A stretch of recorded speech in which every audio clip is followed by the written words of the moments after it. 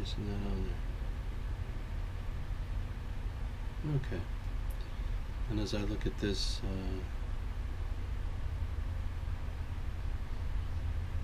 and this is the base. Okay, so that's that one. Our center. Doesn't matter where these are on here because I'm cutting them out and then just putting them in the right place when I'm done. Again, we're going to use the at least the one good side of the tape.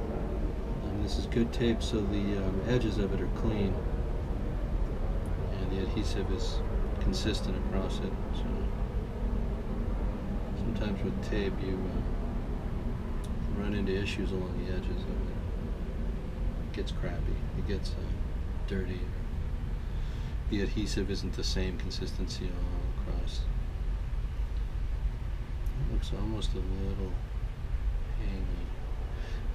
See? Center, bottom. And this will be our right side. And again, we'll go back to the bottom edge of our tape and cut that out.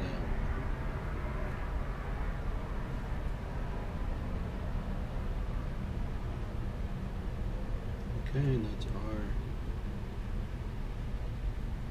bottom. So, we have our 3 pieces of masking tape for this windscreen. We're just going to cut them out. I'm not going to use a ruler here. I can't really get one in here because of this frame, and I don't need it. These are straight cuts. Just have to follow the line as best I can.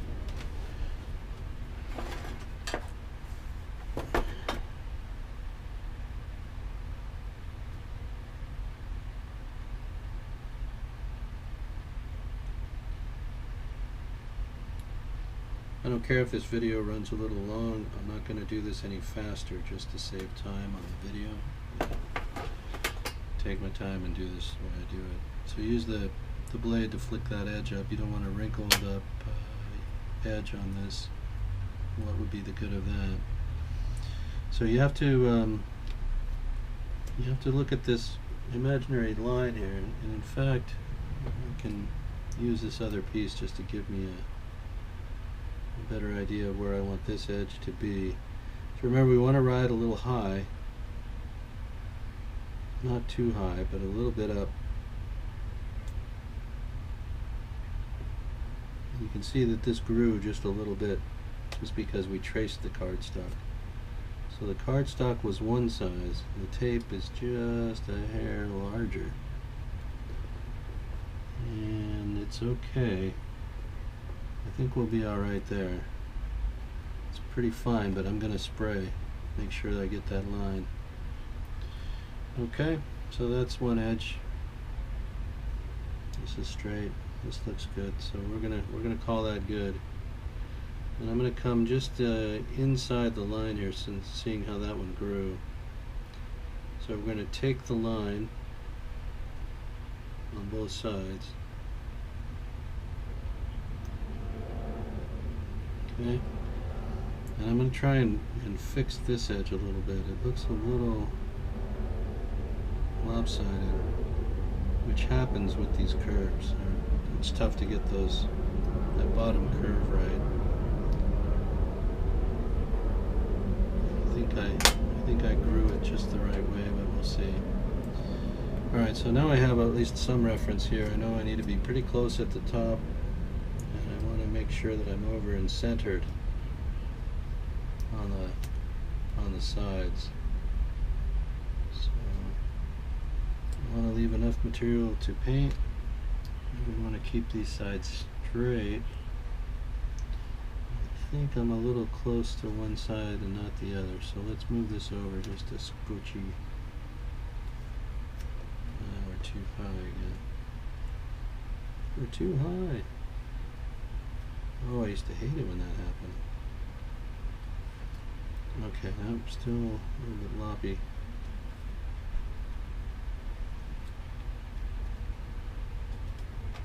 Still up. can lift this side. Well, that's going to be a skinny edge across the top. Well, let me look at that. That's just not quite straight. You can see, like every other aspect of modeling, this can have its frustration, but in the end, hopefully, we're not running down the middle of the street screaming. There we go. Look at that. That's pretty good. Pretty good. I like it. I don't know if I love it. So let's do the last one, because I can always lift these off and reposition. That's the beauty of this low-tack tape. You can reposition all day long, pretty much. Well, maybe after the third or fourth time it gets a little dicey, but one or two times, and usually that's all it takes, is a couple of shots at the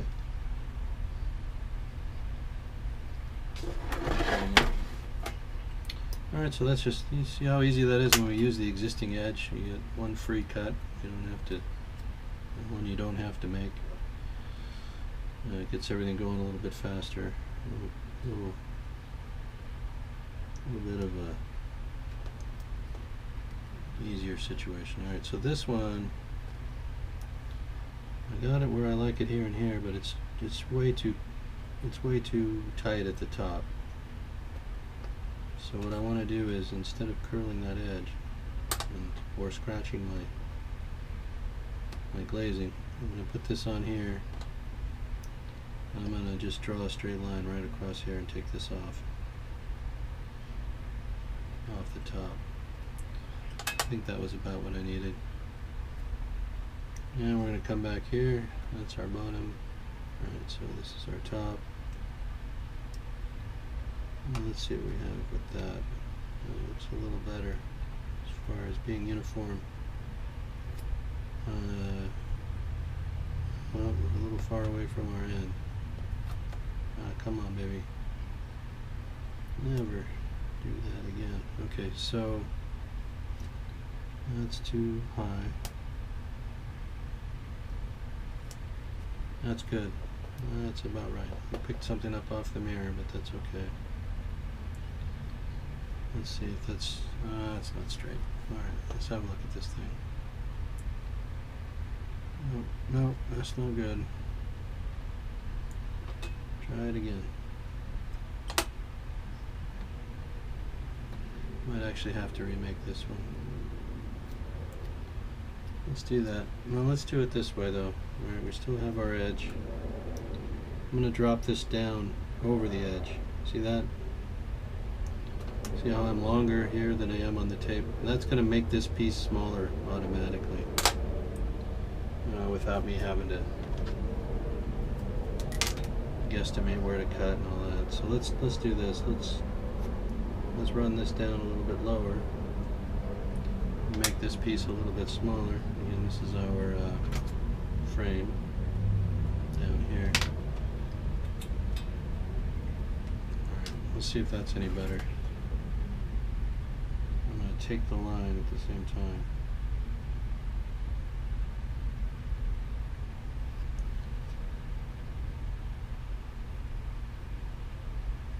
Make it smaller in that direction too. Alright, here we are. Let's see if this is any better. So this is our bottom edge here. Come away from the end. That looks good there. To get that up so that remains straight.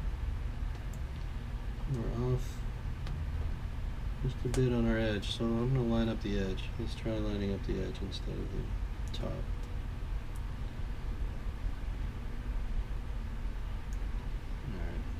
Just need to be a little higher. Oh, this is working out to be a troublemaker. But I'm still going to stand by my method here. I think it's still the best way to cut these in. That looks pretty. No, it's too far in. Okay, let's try one more little twist.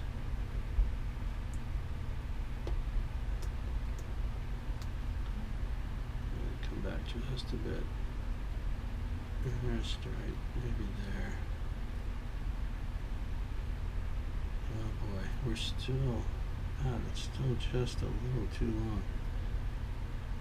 But, well, look at this. It's gonna hold. It's just a hair oversized.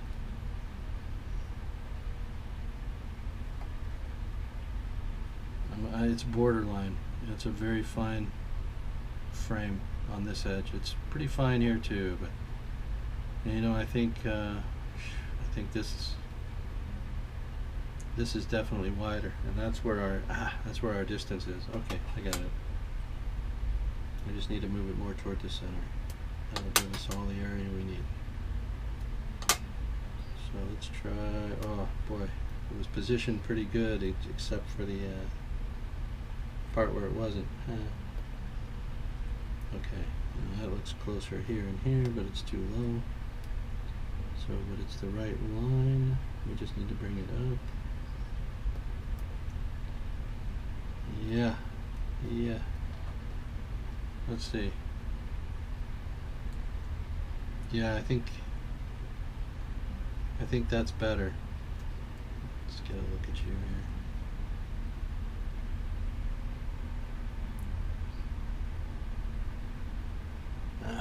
Man. It's just see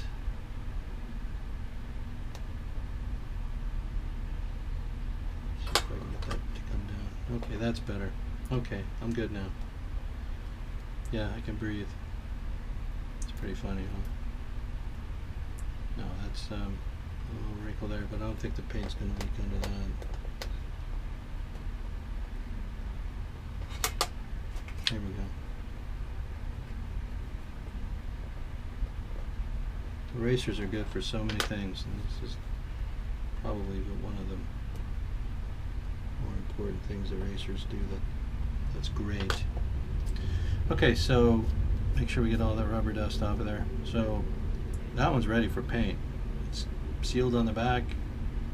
It's ready this way. Get some paint on that, then we'll get the clear on it, and we'll be good to go.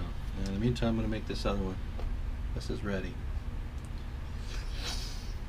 Okay, I'm going to mark this one rear cockpit. That goes on the pilot's the rear cockpit of the airplane, and this one is for the front cockpit. The reason is the curvature on the top of the fuselage there is just a little different, a little broader here, a little skinnier, narrower here. The closer to the front of the airplane we got, it started to toe in, which is what it's supposed to do. It's a fuselage. It's supposed to start a little pointier and widen out, and then get extremely pointy at the back end. The radial engine kept them wide at the front, but they still had that little bit of a contour. So that's the reason for the two different. I probably could have gone away with just making them identical, but I didn't. I chose to do it this way. It fit better, so that's what I did. They're not identical. If I can pick this up, we'll be able to get started. Okay, so here's our clear side. Here's our tape side. I'm going to go ahead and mark front. It tells me two things. It tells me this is the side with tape on it, and that this is the one for the front cockpit, in case they get separated somehow. Alright, so this is the side we're going to be applying tape to, and this is our template, and we need to mark it just like we did the other one. So we'll have our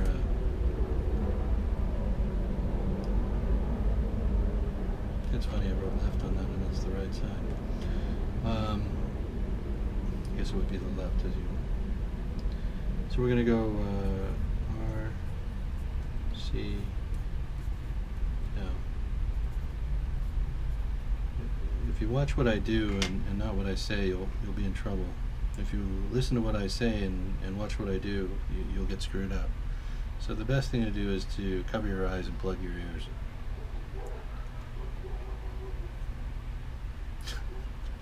I'll be here all week, folks. Try the veal.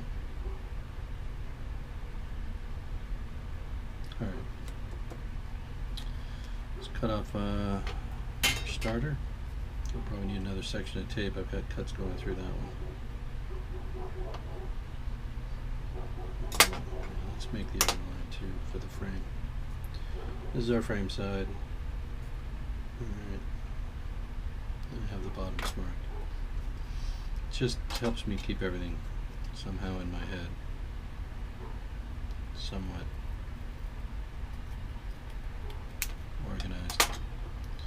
Okay, so here's our piece. Here's the orientation of our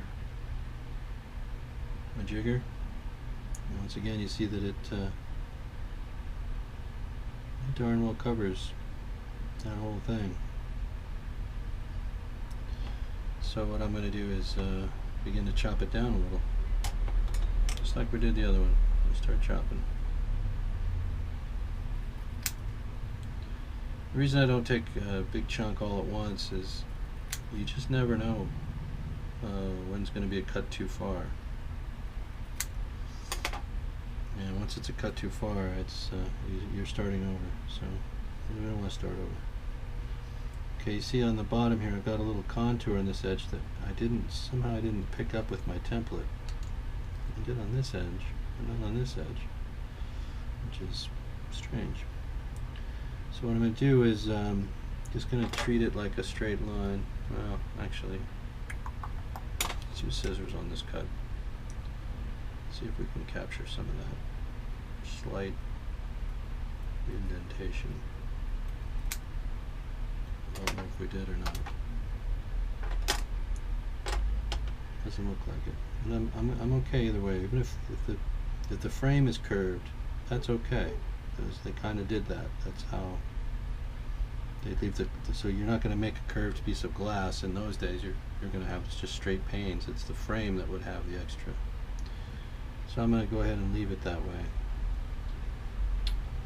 And in fact, I'll cut the other one straight too, so we have symmetry, so we don't have a mismatch. Remind me when I get to it. I know you will. You guys have been